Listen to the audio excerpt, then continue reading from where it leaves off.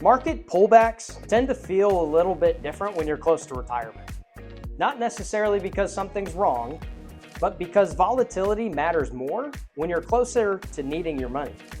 And recently, we've seen a couple good reminders of that.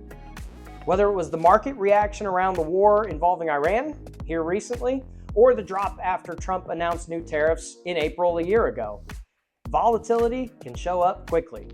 Want to learn more about volatility in the market, how to safeguard against it, and how to take advantage of it?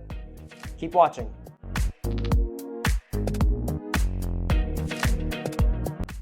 At its core, volatility is just movement.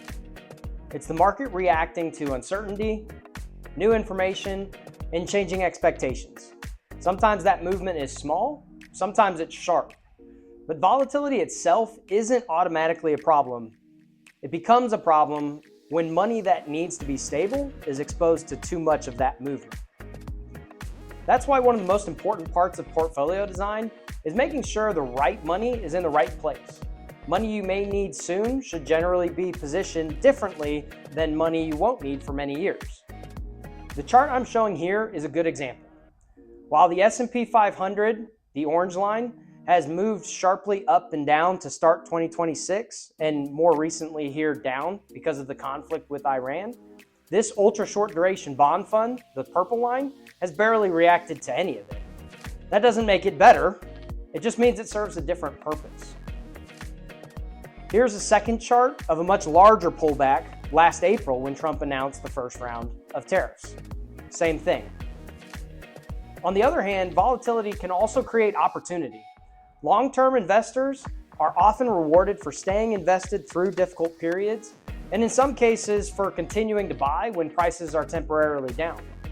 That's part of why stocks have historically been such an important tool for long-term growth.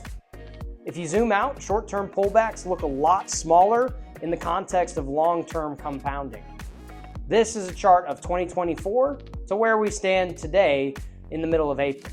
So the goal isn't usually to avoid volatility, it's to understand it and plan for it and make sure your money is positioned appropriately around it. Because when that's done well, volatility becomes something you can manage, not just something that gives you a gut reaction.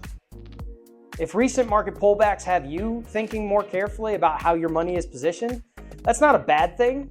It just may be a good time to revisit whether your investments still match what you need them to do.